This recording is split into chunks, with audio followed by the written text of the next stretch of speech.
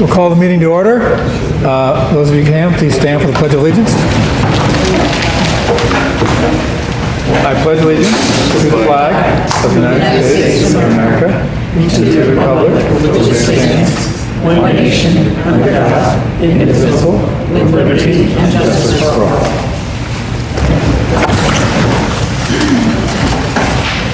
So there are sign-up sheets for public comments that we'll get to in a few minutes that might be in Kevin's hand right now. First, welcome to the first public hearing of the 2026-27 East Lyme Board of Finance public discussions. And on the agenda, you'll see our first selectman, Dan Cunningham, will speak first, and then we'll have public comments after some remarks I make. Dan, the mic is yours. They can't hear in the back. Maybe I need to make it closer to my face. I'll do that when I talk. Good.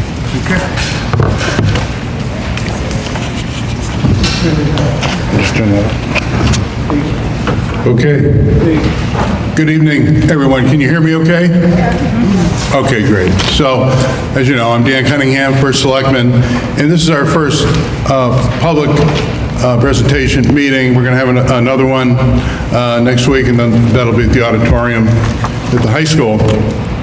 So I thought I would just go over the process, because I know everyone's interested in how does it work? How do we get here to a budget that we present?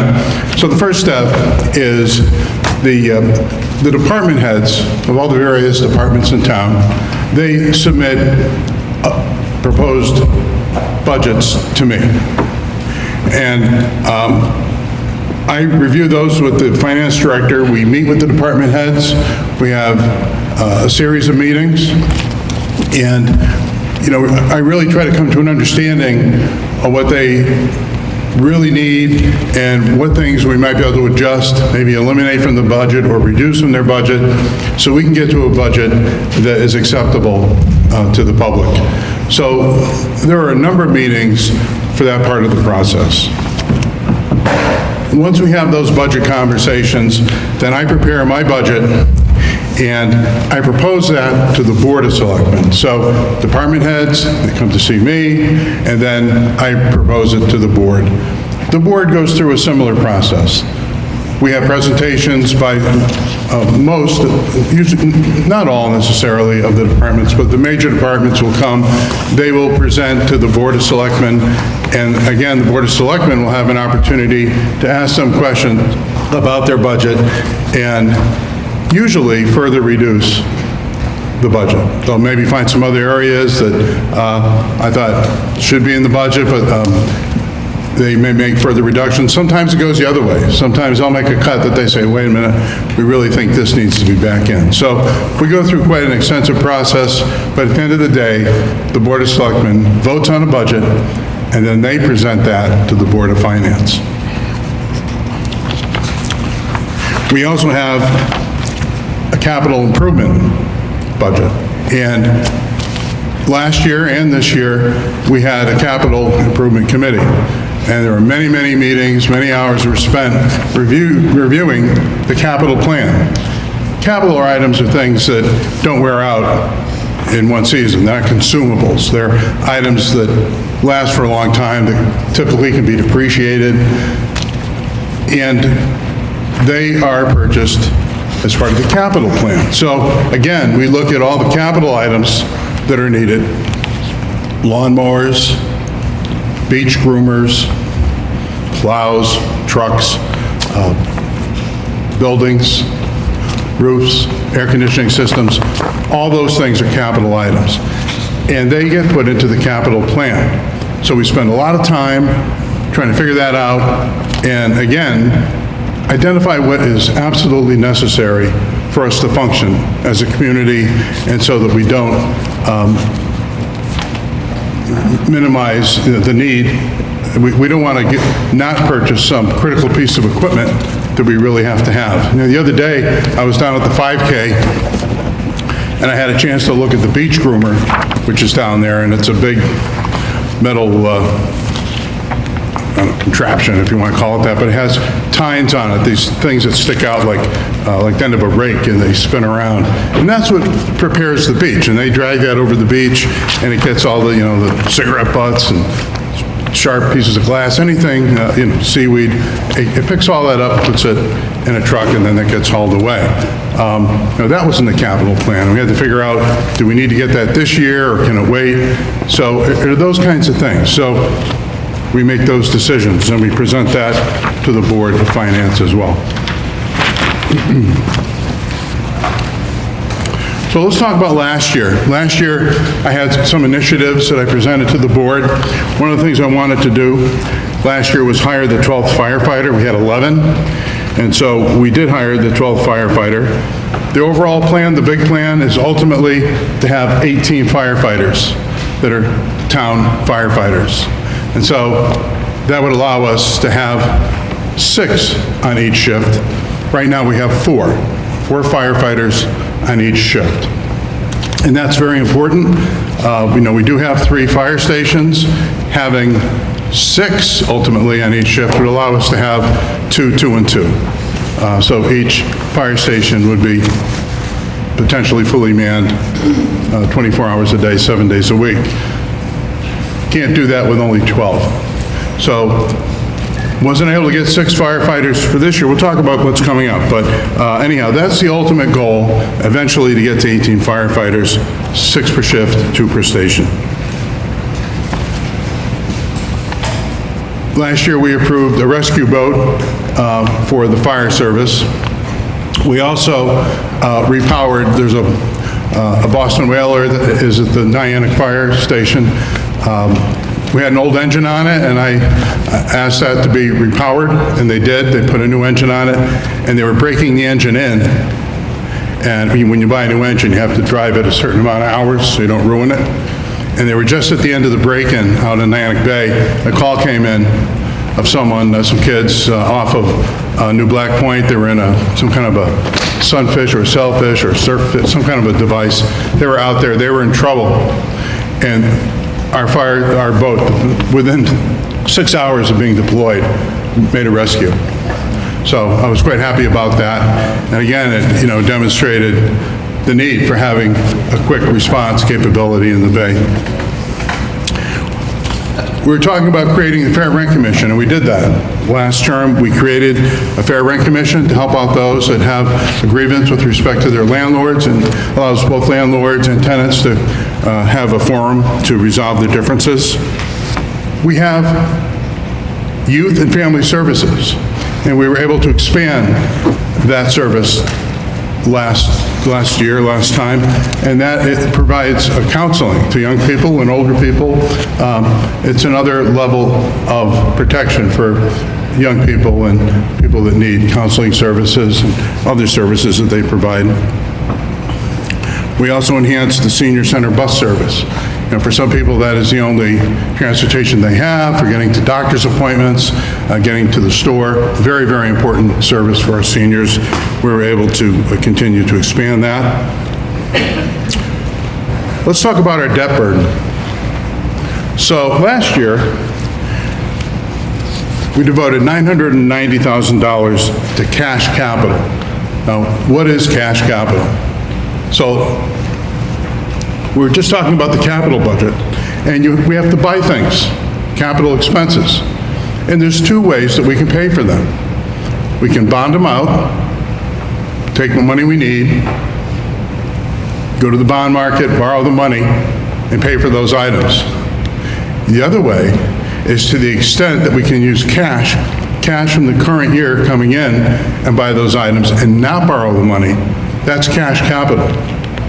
So our idea, and I really got to give Kevin a lot of credit, Kevin Gervais, our finance director.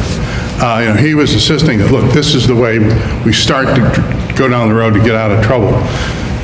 If we could start using more cash and borrow less for these capital items, we can start to turn the corner. And turning the corner means when we bond money out, we borrow less than we spend. Because when you're always, or then you pay back, right? you borrow less than you pay back. When you're always borrowing more money than you're paying back every year for debt service, you just keep spiraling down. It gets worse and worse and worse. And you're putting that off to future generations. So the idea is to reach that inflection point where we are paying off more on our debt than we are borrowing.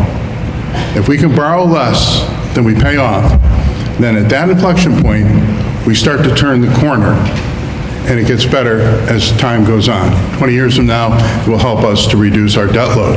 And when you look at on the budget, you see that debt service line, we can start to try to reduce that. But the only way you can do it is to use cash capital. Not borrow the money, take cash from the current budget, and pay it off. So last year, we proposed $990,000 cash capital to use that to pay for capital items. Our ultimate goal is to try to get to 2 to 3 million annually to offset the reliance on debt. It's a lofty goal, but we got to get there incrementally, little by little. 990 last year, and I'll show you in a minute what we're trying to do this year. We created a coastal resiliency fund. So we're just talking about borrowing money, right? So when you borrow money, the people who want to loan it to you, there's bond counsel, those lenders want to see certain things in a community, in a municipality. One of the things they look for now is to see if you have a coastal resiliency fund. We're on the coast. We're at risk for having a big storm, and we had the wall that washed out at McCook's. So they want to see that we're putting money aside every year to have a fund to start preparing for things like that that might happen in the future. It's not so much how much is in the fund, because we don't have very much in it, quite frankly. But it's the fact that it's on the books, and every year we're trying to do the right thing. That makes a big difference when we go to borrow money. So we do that, we have that now. And we're also trying, last time we were talking about shoring up our cyber security and communications infrastructure. So we've made some improvements, and we've accomplished some of the things we wanted to do last year. Let's talk about what the initiatives are for this year, for the 26-27 initiatives. Right now, we have three new firefighters in the budget. I would have loved to have 6, but that was too rich, and we can't do it all at once. But right now, we have 3 firefighters, and if everything goes as I hope it will, they'll start next year. We've staggered when they're going to start to try to make it a little more palatable in our budget, so we don't have them starting all at once, but we've staggered the hiring of those 3, and that'll give us 5 firefighters on a shift. Instead of 4, we'll have 5. So that's a step in the right direction. Police staffing. We're increasing staff, 2 officers, 2 in January and 1 later on, to try to, we're staggering the hiring of the firefighters, just like the police officers like we are with the firefighters. So we're trying to increase public safety from both the firefighter perspective and the police. Again, we'll talk about cash capital. Again, we're going to try to elevate our goal ultimately for 2 or 4 million annually. We're going to continue to emphasize maintaining our buildings, not buying frivolous items. Let's be very careful what we purchase, what goes into the capital plan, and let's take care of what we buy. I took it as part of the tour that we went on for the Capital Improvement Committee. We got a tour of the FSB building facility down on Capitol Drive. And when they bring the trucks in, they have like a car wash built into one of the bays. And the trucks that are, putting, material on the road during the winter, or their fertilizer or dirt, whatever it is they're carrying, they wash them all off. Just like you would taking it through, the car wash. But this is a giant-sized car wash that can handle, a dump truck. But they're very careful when they come through. They wash those trucks off. We've started going to stainless steel bodies on the dump beds. Stainless steel doesn't rust out. So that's another attempt to think about long-term planning and, maintaining what we have so it doesn't rust out and fall apart. We're improving our dark fiber. That's a dedicated line that connects the infrastructure, the police, fire service, different fire stations, public safety building. So that's a dedicated line. That's why I call it dark. It's not the color of it, but it's just there's no other signals on that fiber. So it's very secure and allows us to have better communications and helps us to increase our resiliency for cybersecurity around town. I'm sure you've read or heard reports in the paper about towns that have had to pay ransom. Someone goes in and captures their files, and they won't release them until they pay a lot of money to some entity somewhere in the world locking up all the town computers. So we've tried to be more careful with that. We're doing a better job of monitoring our cyber structure, and we have, we're very cognizant of those concerns, and we keep trying to improve it with better software and better infrastructure. So let's just talk about a broad overview of the budget. We'll talk about a few numbers. Let's see. So, town operations, the Board of Finance approved $27,828,450 for town operations. That was a 10.38% increase. Debt service, I was just talking about debt service, what we have to pay, that's like your MasterCard bill that you got to pay off. Our debt service is $7,266,120. That's 0.72% of the budget. Or that was an increase, I'm sorry, that was the increase. Is that the increase? That's the increase. That was the increase, yeah, okay. So, using cash capital helps us in the future to reduce the debt service. So what we want to see is that $7,266,000 start to go down. Instead of going up every year, we want to see that percentage starting to go down every year. And that's the hope with paying off more debt, borrowing less, and paying more with cash. And then finally, the cash capital itself. The Board of Finance approved $1,055,571 of cash capital. That's money we will use to pay for capital items instead of borrowing it. And that's an increase of 5.68%. So last year, I think I said it was $990,000. Now this year, we're going up a little bit using $1,055,000. So that's an improvement. We're heading in the right direction. So the subtotal of the operating budget for the town is $36,150,141. That's an increase of 8.15%. Board of Education, Board of Finance approved $65,926,885, increase of 4.26%. So the total proposed budget approved by the or not approved, approved and waiting to be submitted from the Board of Finance is $102,077,026. So that's a 5.61 increase.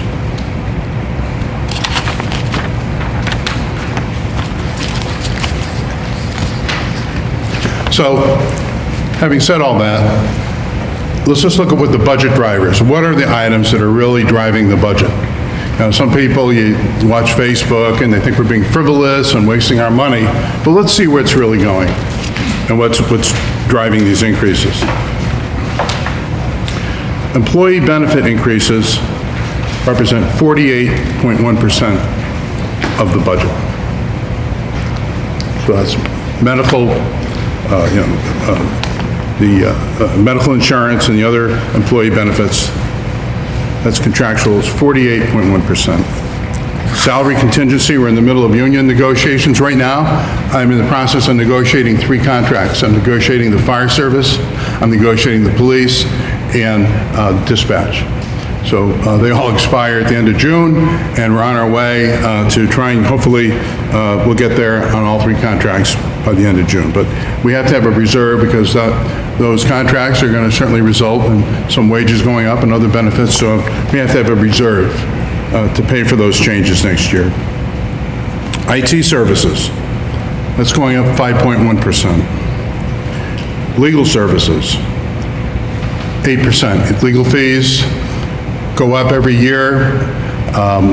We've unfortunately had a lot of legal exposure and legal necessity to have lawyers help us out, and so we have to have money in reserve for those purposes.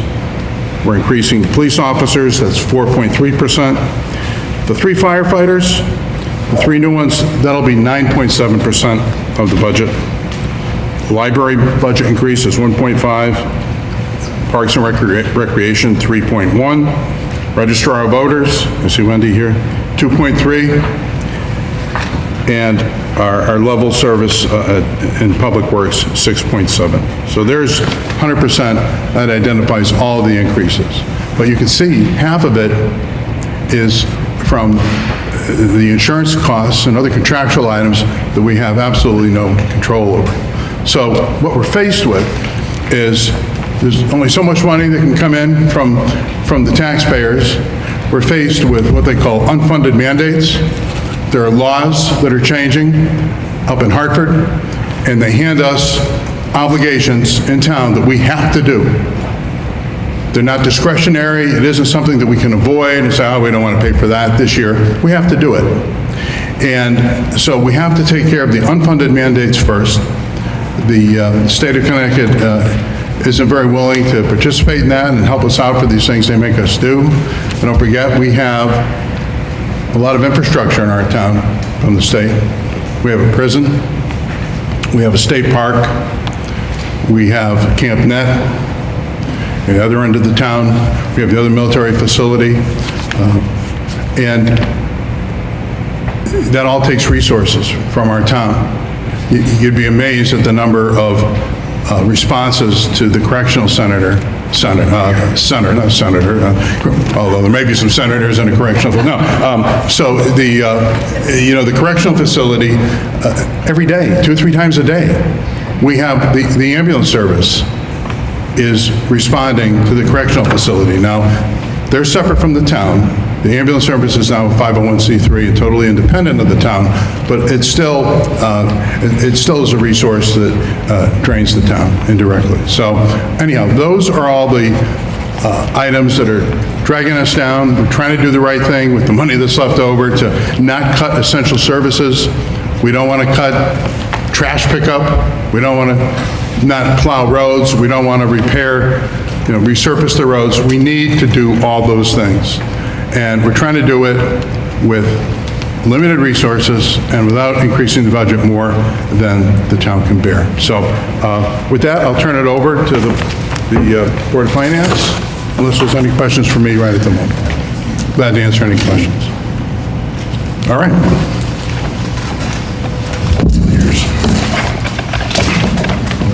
You want to use this? Turn it the other way? I'll turn it off, okay. Yeah.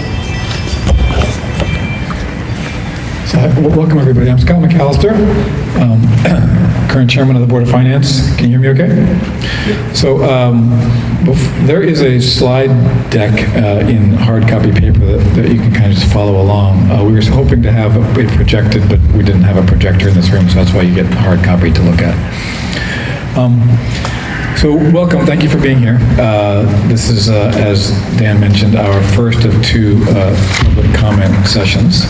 I do want to introduce our board really quickly to you all. On my right, Barry Sheckley, Richard Steele, Vice Chair of the Board, Kimberly Kalajanian, and Sandra Bullock. Who could be here tonight is Lauren McNamara. So those of you who are interested to have the slide deck, I'm going to go to slide 12. What the Board of Finance did.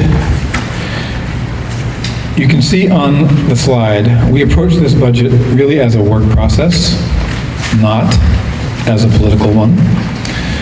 Over the past few weeks, since March the 11th, when we were presented with the budget from the Board of Selectmen, the Board of Finance held 9 meetings. We met with department leaders also, and we worked closely with the Board of Selectmen and also with the Board of Education. Our goal was to understand the details of all the budget requests and not just react to the numbers. Slide 13. So what we are trying to balance. At the core, this comes down to balancing three priorities: strong schools, reliable town services, and a tax burden that our residents can sustain. Each of these matters, and none of them can fully dominate the others. Next slide is 14. What has changed? In the original proposal, there was a 7.39% increase year over year for the 26-27 budget as compared to last year. Through our review process, the Board of Finance cut approximately $1.45 million, and that brings the proposed mill rate down meaningfully from where it would have been otherwise. If you scroll through slides 15, 16, and 17, you'll see what the mill rate would have been, what our proposed reductions were on slide 16, and then what the mill rate is currently set at with this current draft budget proposal. On slide 18, I just want to re-emphasize some of the comments that Dan made, why the budget is under pressure. A key point here is that much of the increase is driven by structural costs. Health insurance, pension obligations, as Dan mentioned, staffing needs in public safety, and ongoing inflation. Those all contribute significantly. And these are not areas, as you well know, that we can simply opt out of. They are part of maintaining a functioning town. Slide 19. The financial reality of our town. At the same time, we have to be mindful, as Dan was pointing out with regard to our debt service and our cash capital, of our long-term financial position. Our fund balance is trending toward the lower target range, and the town does carry over $80 million in debt. Significant capital needs for us as a town ahead of us. And those realities certainly shape what is responsible for us to do in the near term and in the longer term. On to slide 20. The Board of Education. The Board of Finance did reduce the Board of Education request for increase. Even with that adjustment, the proposed education budget still reflects a 4.26% increase for 26-27 as compared to 25-26. That decision was definitely not a statement about the value of our schools or the great work that they're doing. It was part of asking every area of the budget, as much as we could, to share in the effort to help manage the overall tax impact. Slide 21. What we did not do. It's important to be clear about what this budget proposal from us does not do. It does not reduce education funding year over year. It does not eliminate core programs. And it does not defer critical needs in public safety or our town's infrastructure. We work to make adjustments without undermining what all of us, citizens of East Lyme, rely on. Slide 22. Titled, Where We Are. As you know, this process is not finished. We have the public hearing tonight. We have the public hearing also next Monday night at the high school in the auditorium, also 5:30 p.m. Hope many of you can attend. These public hearings are an important part of how we get input from all of you in the community. And the Board of Finance will meet again following the meeting on Monday night after these hearings have finalized in order to finalize our budget proposal. I want to reassure you that we are listening.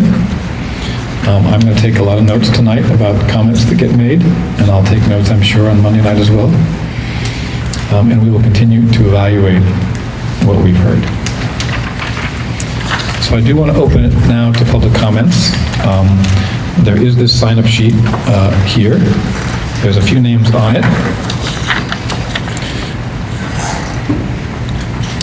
I would encourage those of you who signed up oh, sure. I would encourage you those to come up to the mic, state your name, and I'd love for you all to be respectful and considerate of us all as fellow citizens, and make your criticism or praise, if you happen to find that to do, as constructive as possible. All right. First up, I have Debbie Jet Harris. She had to leave unexpectedly. Okay. Next up, Pat Whitaker.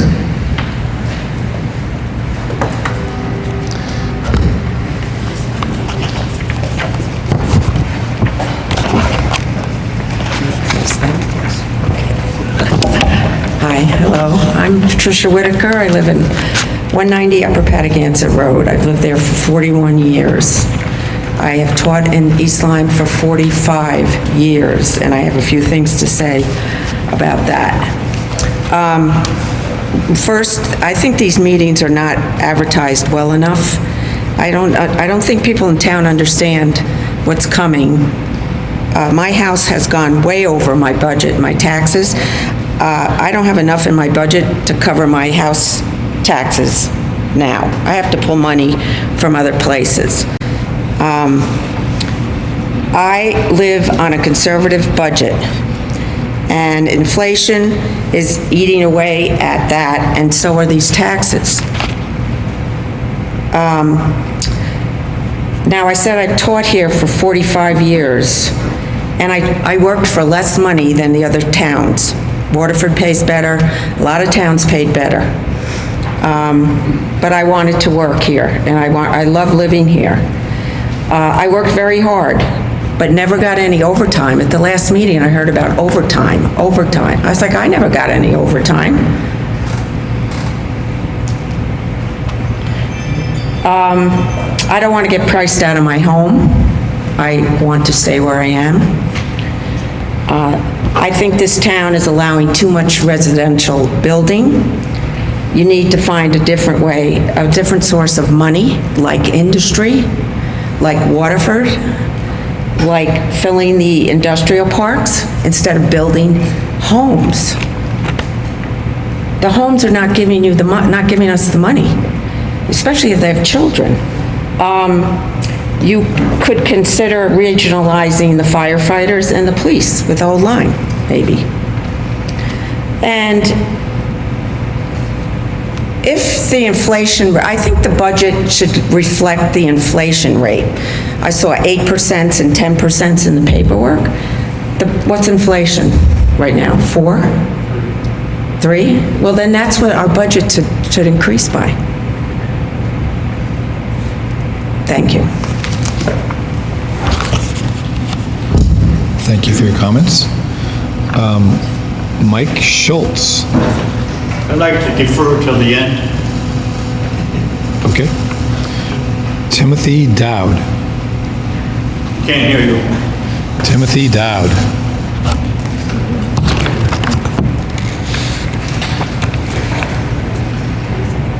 Hello, Tim Dowd, 66 East Patagonia. I think a lot of times when we talk about school money, the various stakeholders are not dealing with the same set of facts, and sometimes we talk past each other. Can't hear you.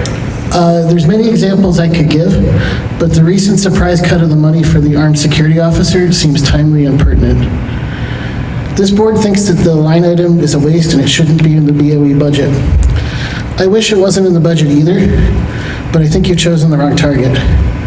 The Board of Ed is only having to consider taking on this class of employee because the town has failed to provide the school with adequate resources. In this case, the police officers known as SROs, school resource officers. This is my third district I've taught in. The police in my first, Moore, Oklahoma, they put it quite simply. Kids are the same civilians they're supposed to watch over, and their department generally wanted about 1 cop on duty per 1,000 people.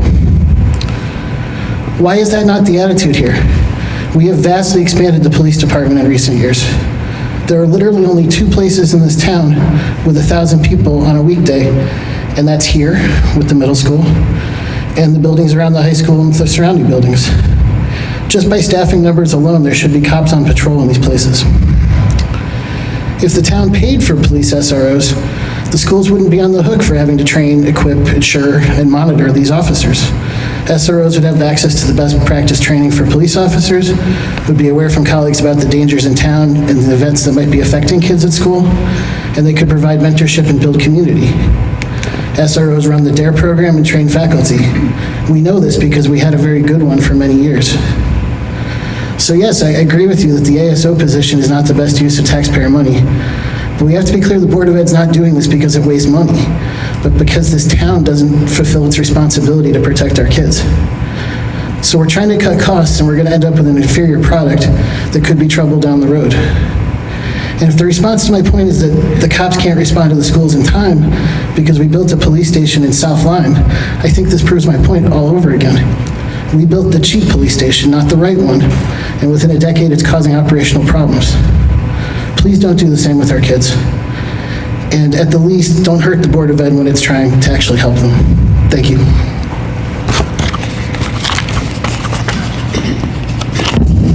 Thanks for your comment. John Trubley. I live at 551 Boston Post Road, last house in East Lyme. You have to speak right into the microphone, otherwise people can't hear you. Okay.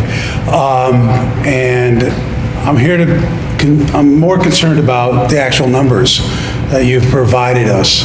And there seems to be a lot of inaccuracy, or at least deficit in the amount of new building and revenue that was to be brought in by the highway and the housing that we've now provided for affordable housing over by the prison and up on the hill. And looking at your numbers, I'm not seeing the reflection of any of that increase, and I wonder why. I understand that the budget has to continue, but we're spending money faster than we're accumulating it. And again, if the numbers balanced or we saw the increase of all these grand ideas that we've had just aren't materializing. And I think we should address that. And we should understand why the same revenue from last year is pretty much the same revenue as this year. And yet we've had tremendous amount of building. We've had a new complex put over on Potts Dam, which is really deep and dig into the water supply that we have in this town. And there's many of these subcommittees that authorize these different projects without looking at the future end. Yes, we can approve a new police officer today, but who's going to pay for that? We can do a new fireman today, but who's going to pay for that? We're going to pay for that. Has anybody looked at the reason why we need another police officer? Well, we can look at some of the things that have happened in the police department that did not materialize when we went from the state of Connecticut taking care of our town to where we are today. Now, I know this is far past where you were, but I elected several of you, and several of you I didn't. But I think we really need to start being more judicial, and we're not doing that. We're allowing ourselves to just spend more money, and I understand that's an easy way out, but it's not the way East Lyme started out. We started out, our neighbors are making us looking like laughing stocks. If it wasn't New London that took care of our sewage, we keep continuing putting on more sewers when they've already said we can't take any more. So the sound gets polluted. And in the meantime, our income is still stagnant. And I don't understand why it's stagnant with all the increases that we have put into this town, including, I would say, several hundred units, if not 500 units, within the last 3 years. So those are my concerns.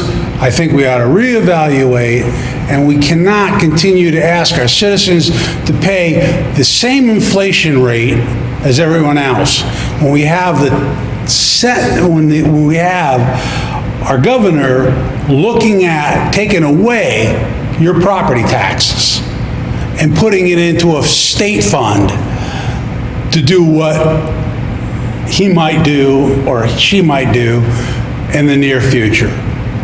I really think we ought to look harder at not spending, and that's it.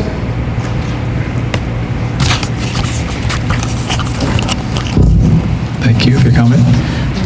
I don't have anybody else on the list. Mike Schultz, you want to come up now? Is that the end? Well, I want to defer to the last. you didn't sign up. You want to come up? It's more a question than a comment. I can write your name down.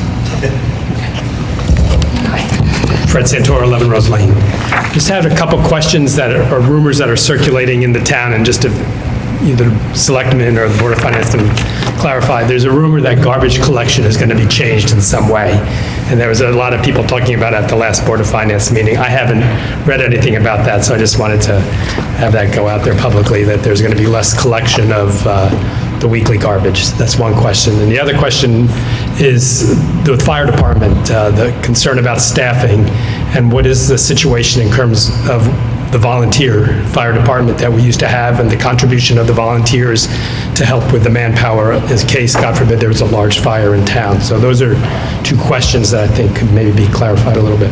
Thank you. Dan, do you want to address these? Sure.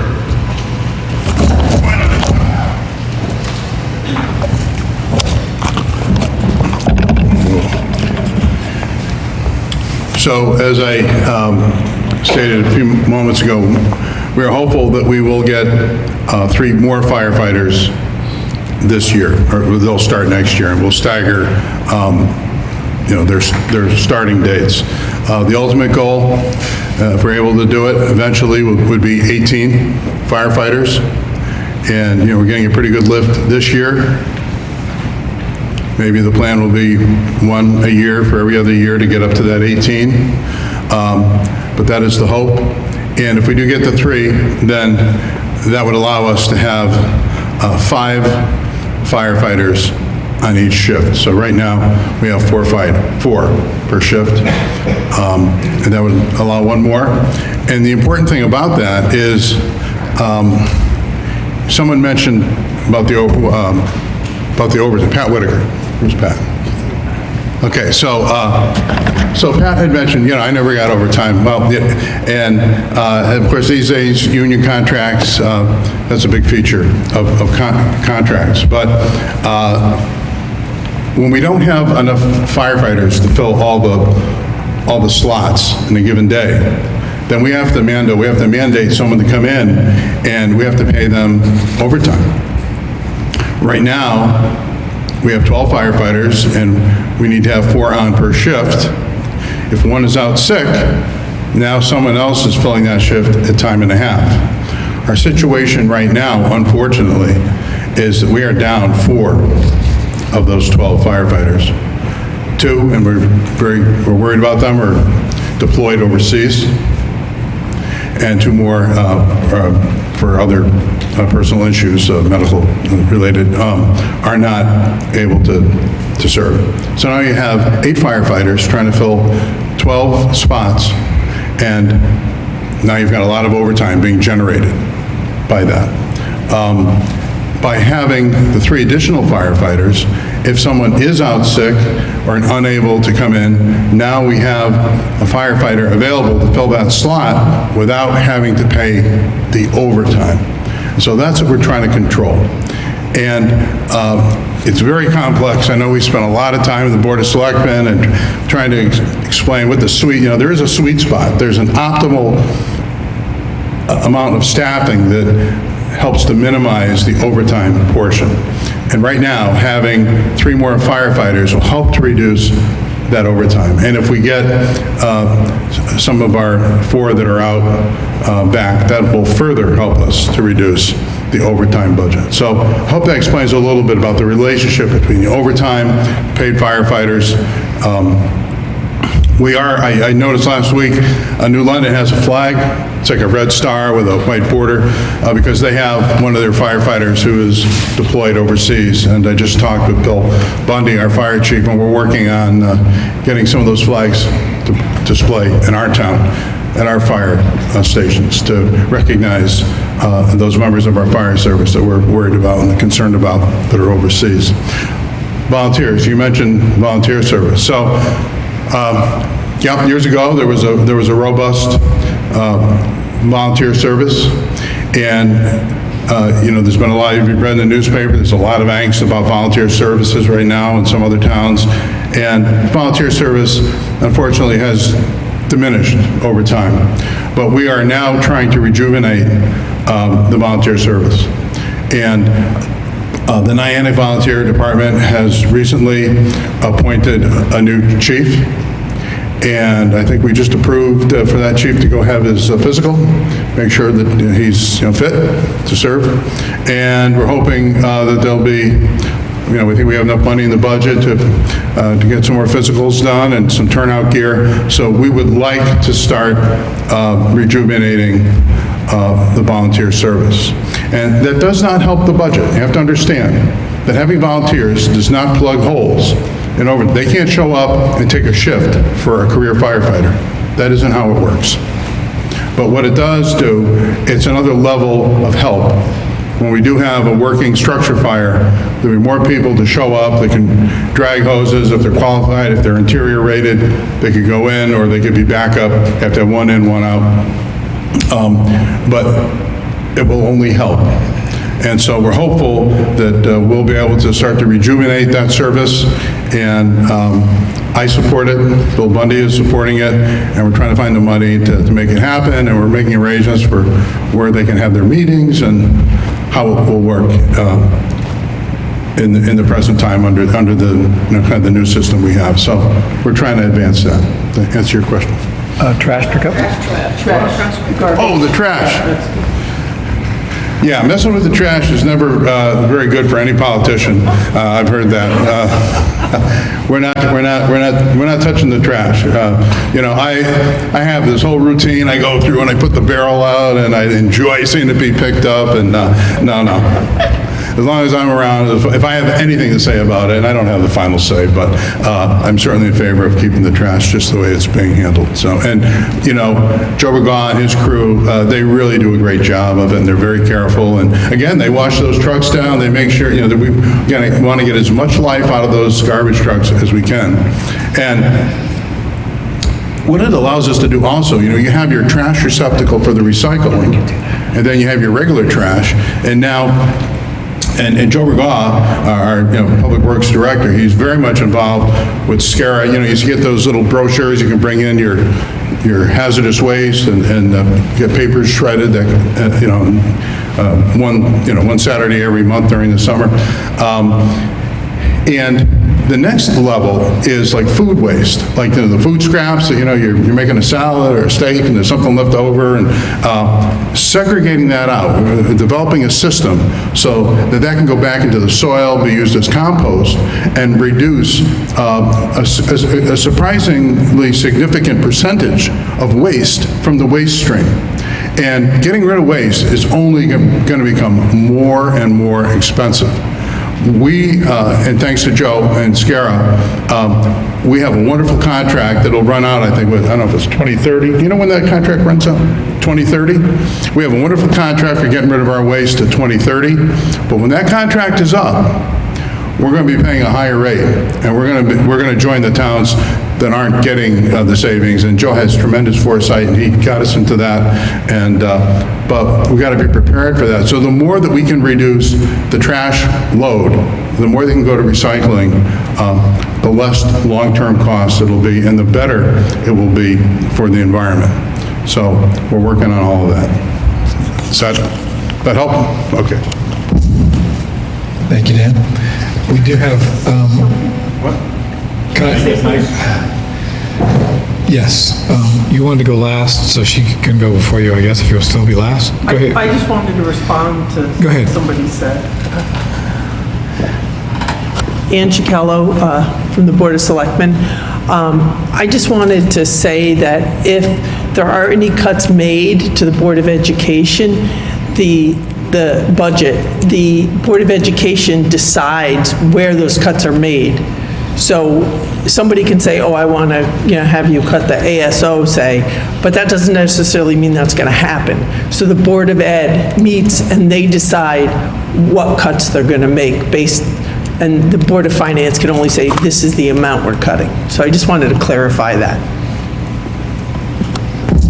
Thank you. So we have one comment came in on email that he requested. Yeah, this mic is not so great. And Rich has kindly volunteered to read it. This is something that came in from email. It's from Steve Larson, 185 Main Street, Niantic. He sends his apologies for not being able to make this meeting, but he wanted some comments put into the record. I have served on the Board of Finance, so I can understand the difficulty the board has in assessing the budget requests of the town and the BOE. I have reviewed the budget, and I cannot support the budget as presented. The rationale for some of the significant increases in the town budget are not clear from the material presented. Overall, the Board of Finance cut less than 0.5%, 0.43% from the town budget, and nearly 2%, 1.93% from the Board of Education. The increase in the town budget is over 10%. Overall, the total budget increase is 5.61%. This increase is high, somewhat higher than area towns, and would likely increase if the Board of Education cut is decreased after the Monday public hearing. I appreciate your summary of the major reasons for the increase. My specific concerns are, 1, health insurance. I understand you are using the state insurance plan. The rationale for the 27.1% increase in costs was not provided. When will you know the actual costs? 2, retirement. There is a 48% increase in retirement and pension costs. Again, rationale not provided. Looks like a new 401k plan was implemented. 3, budget costs. The percent of wages for benefits is 48%. This increase from 40% of wages in the current year is significant. Fire department, the increase is 10.3%. The addition of 3 firefighters is included in this increase. At the same time, overtime is increased to the current level, even after adding these positions. Lack of volunteers is a real issue, but this increase should be reviewed further. 5, salary increases and contingency. Overall increases of 11.3% is not clear if this includes new positions or total rate increases. Board of Education reductions. Most of the budget reductions are allocated to the Board of Education. Did Board of Education take into account likely state funding increases in your estimated revenues for Board of Education? 7, use of fund balance. I am conservative on this issue and see that it has been reduced as percentage of expenses below 20%. Will all of the $1 million allocated in fiscal year 2026 be utilized? My sense is Monday's hearing on Board of Education may cause a reduction in the proposed cut for Board of Education. If that occurs, I would urge the Board of Finance to reduce town expenses by an equal amount. Also, if the estimate for health insurance is not clear at this time, perhaps use of the fund balance could provide a safety net, excuse me, for those costs rather than the taxpayers.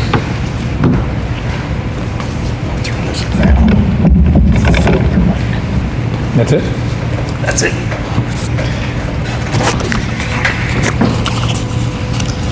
I'm reluctant to use this mic.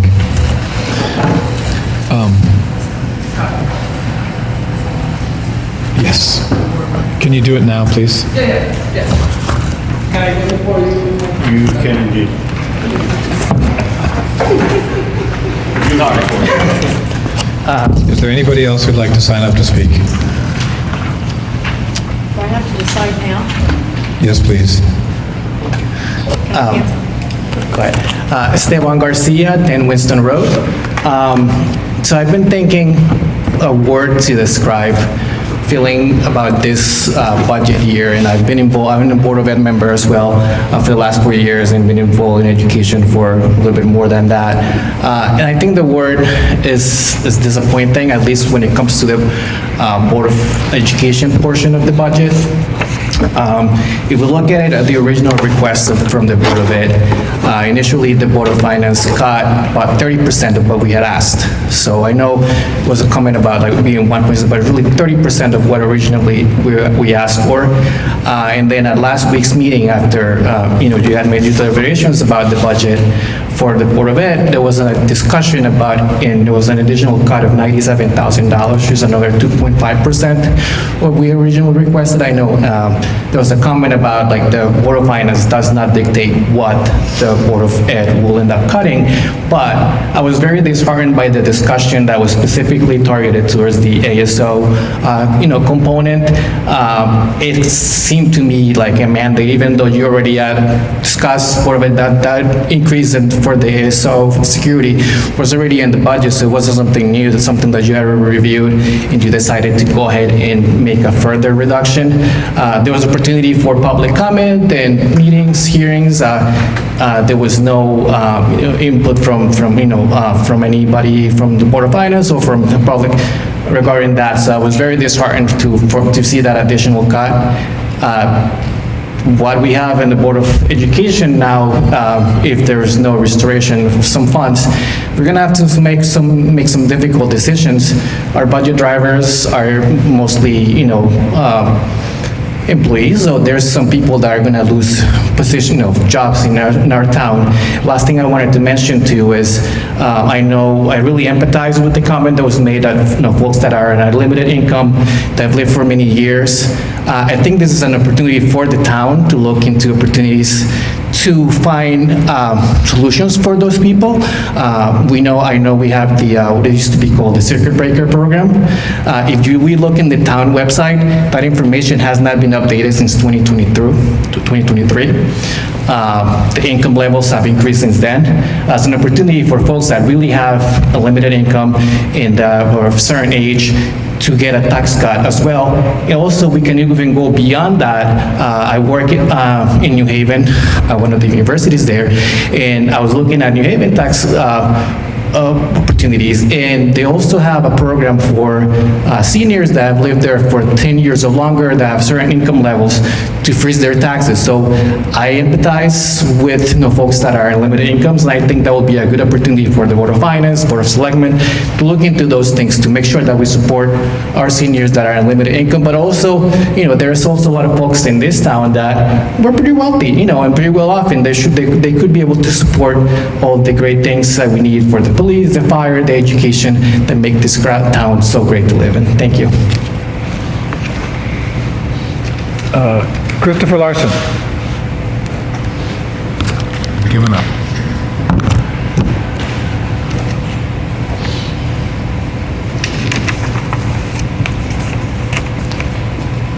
So I just wanted to make you aware, I just found out recently that the Board of Selectmen had cut us $15,000. I was completely unaware of this. Lisa was unaware of this.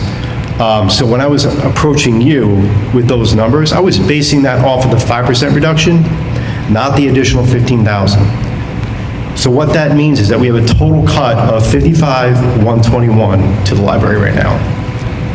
Now, we have an increase of salaries of $24,000. We have a health insurance increase of 10.4%. Is that correct? That's $17,767. So that's a total increase of $42,000 roughly. Okay. The budget increase for the library sits right now at $38,167. That's less than what we need. And that doesn't account for the telephone service that I had mentioned to you before. That $1,500 increase for this year, which that's what we estimated to be at this point. It could go up further. Hoopla alone accounts for $34,000 of our budget. So if these cuts remain as they are, we're going to lose our Sunday service hours, and that's a pretty big deal for this town. And there's potential additional cuts as well. There's potential for additional cuts as well. So I just wanted to make you aware of that. Again, the communication was very much lacking this year. I don't know what was going on, but we were never told about our invite to you to come present to you. We were told we didn't have to present before the Board of Finance, and we were not informed about the $15,000 cut from the Board of Selectmen. So I just wanted to air that out here. Okay, thank you. Jill Carini. Jill.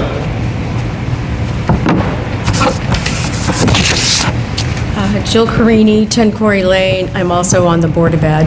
I've been listening. I'm sorry, not speaking loud enough?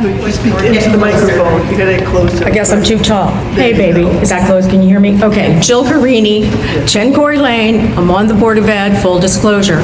I guess what I'd like to say is listening to everyone, what their concerns are about the decreases, and I certainly understand what you all are going through because of the Board of Ed, we struggle with it.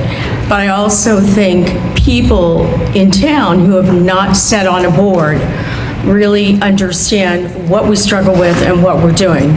I'm not being critical of anyone, but unless you live it as part of your life, it's a difficult concept to understand. I don't like the cuts to the Board of Ed, but I also, everyone's taking cuts. It's a tough year. Gas is up, as we all know, so everyone in their own individual budgets are taking cuts, you know.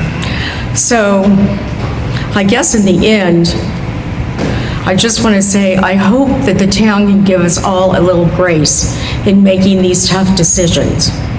Because it's just, there's no way to really increase our income because we don't have the commercial infrastructure that we could use, but we just don't have it. So again, I'm just asking for a little grace from the town for what everyone's trying to do, because we're all volunteers, and we all really care, or we wouldn't be sitting in these seats.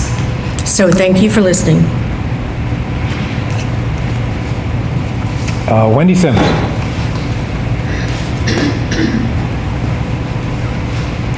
Wendy Sims, Green Valley Lakes Road. I'm also the registrar of voters in town. Yeah, I want to kind of echo what Chris said about the lack of communication from the Board of Finance. I wouldn't have known my budget had gotten cut had I not been watching the meeting, which is my idea of a fun time. That's just who I am as a person. I also wanted to kind of circle back. Dan mentioned unfunded mandates from the state, and that is very true. So I was wondering how many of our town leadership have spoken to maybe the governor or our state rep or state senator for some relief from those unfunded mandates. You know, I'm a delegate to the convention and got a phone call today from the governor, and the first thing I said was, we need money. Like, our municipalities are drowning. We need money. We need tax relief. We need property, like, the taxation burden is placed unduly upon property owners. We need money. We need funding. We need funding for our elections. That's why my budget, the registrars went up. Has anybody else in town leadership spoken to the governor or our state rep or our state senator? I think the state rep and state senator are kind of tired of hearing from me because they call me and I'm like, give me money. We need money. Like, that's something that our town leadership could leverage their positions and get more funding from the state to relieve the burden on our local taxpayers who are on fixed incomes. Now, again, I'm going to also echo what I mentioned Monday night, 5:30 meetings, and having 2 separate meetings. I come to these meetings, it's part of what I do to kind of gauge the town's response and figure out how many ballots to order for a referendum. It's hard for people to make it at 5:30. And having 2 separate meetings for 2 different things, like I said, I come to these meetings for fun.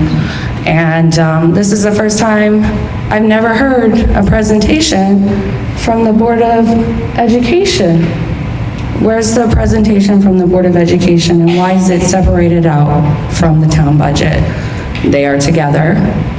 They are one budget. Why are we having 2 separate meetings for those? Feels weird.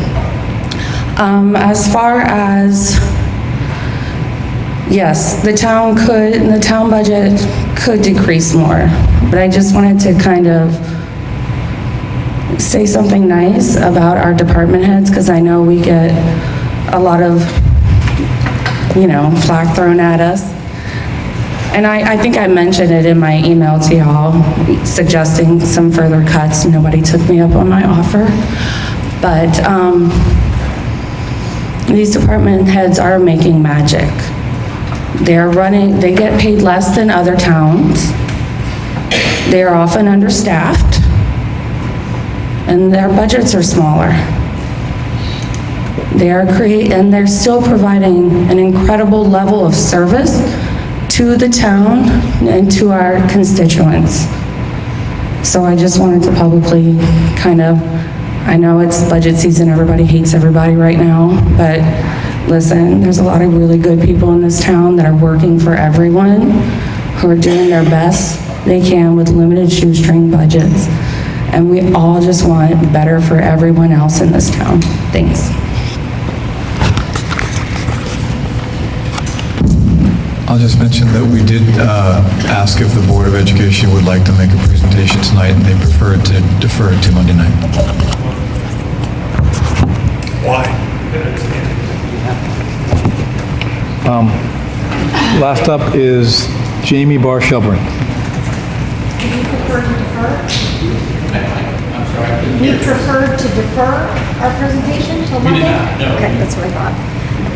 Jamie Bar-Shelburne, 31 McElhaney Drive. I'm going to start by saying Happy National Volunteer Week, because I know there's a lot of us in this room.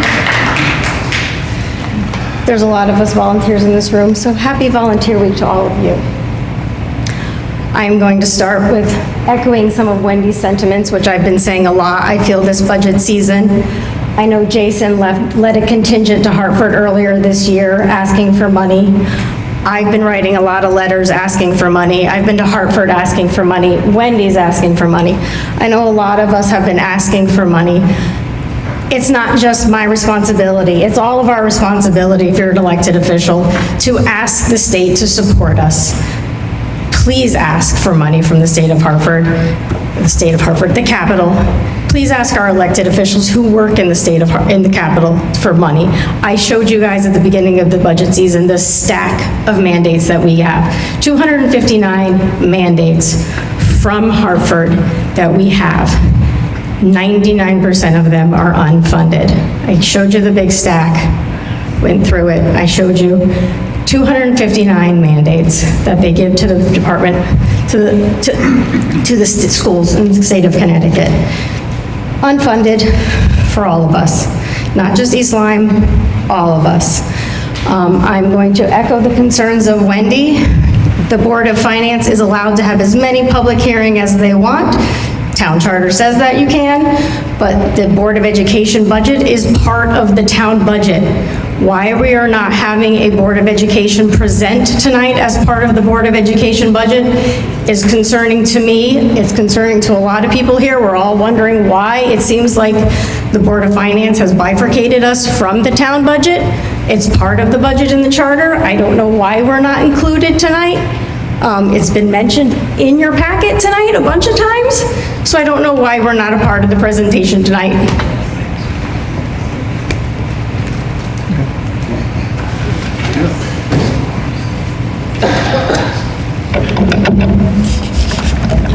The Board of Education was invited to be here tonight, and they chose to, I believe, just make the presentation on the following, was it the 27th? Is that our next? Yes. Yeah, so I don't know if it was because they didn't want to make two presentations, or, Jeff, if you want to address it, you're here. Sure. I can just simply say that we inquired if we needed to be here this evening, and we were told, from my knowledge, there was conversation between board chairs that we didn't need to be here to share information. We should wait until Monday. That was the information I received. So I just want to be transparent in what we heard. So if I have that inaccurate information, Scott, my apologies, but that's what I have. I had no conversation with Eric Bauman about being here tonight. I originally expected that there would be a Board of Ed presentation here tonight.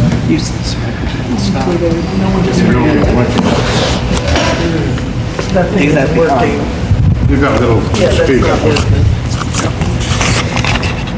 I had no communication with Eric Bauman about tonight at all. I expected that there would be a Board of Ed presentation tonight. It was on the original agenda, and I was informed earlier today in an email that there would not.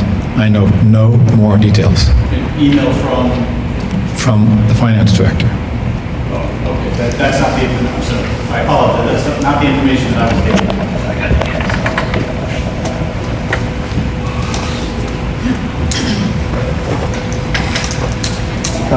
Last comment, Mike.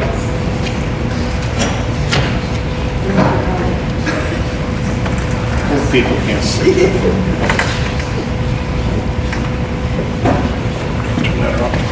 Oh, I got muscles now. I'm Mike Schultz, Lovers Lane, East Lyme. First, I'd like to, through you, Mr. Chairman, I put a pamphlet on the table out there for everyone to choose and pick up if they chose to, and I would like this to be the part of a document for tonight's, and I'll give you a copy of it now. So you want to make part of the record? Thank you. Thank you. Forgot the piece. So I gave you my name, Lovers Lane, East Lyme. Are there any town services we can do without? Police department, fire, roads, water, sewer, garage, snow removal, emergency services,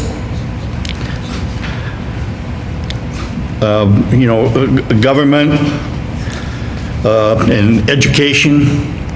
It's kind of a question to the public, those that are in attendance. So if not, then why would we not support these basic needs? We have to consider what we can afford and are willing to pay for in the town. This is all about money. This budget makes the poorer, while at the same time makes the poorer, while at the same time is providing excess compensation increases of too many, ranging from $4,100 to $14,000 in this budget to some individuals. And this is into, I'll say, to school management, while at the same time it's causing teachers to seek higher levels of certification at town expenses in order to support their families and to afford to live in this town and to contribute to the budget that supports them. I have experienced teachers say they would prefer not to live in town that they teach in. And I've heard police officers state to me that they would prefer not to live in the town that they police in. And I believe that's wrong. And it should be, when we're talking about health insurance, I want to point out that the cost of health insurance this year to a single person of a town employee is $18,000. Yes, they contribute. Family plus one, $38,000. A family plan, $46,500. That's where the expenses are, and that's what's happening to this town. We need our staff and people that work in town, get paid by town, to live in this town. And the only way we're going to be able to accomplish that is to stop this gross increase in compensations. Thank you.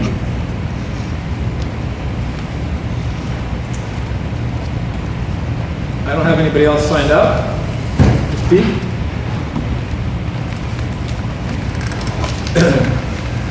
Next item on our agenda is board comments.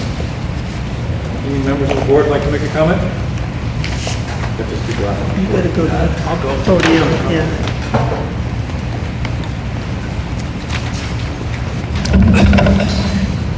Just for a little break from budget, I'd like us to remember our town veteran representative, Brian Burridge, is stepping down from that role. He has worsened difficulties from his service in Kuwait. If anybody knows a veteran that would like to fill his very large shoes, please send their names or have them contact the First Selectman's office. It's an important role that helps veterans know what their benefits are. And in this day and age, that's a tricky proposition. The other thing is, I don't know how many of you remember Jerry Belair. At the time my children were at the middle school, he was the principal there. He passed away this last week at 73. So I'd all like us to keep him in our thoughts. Thank you.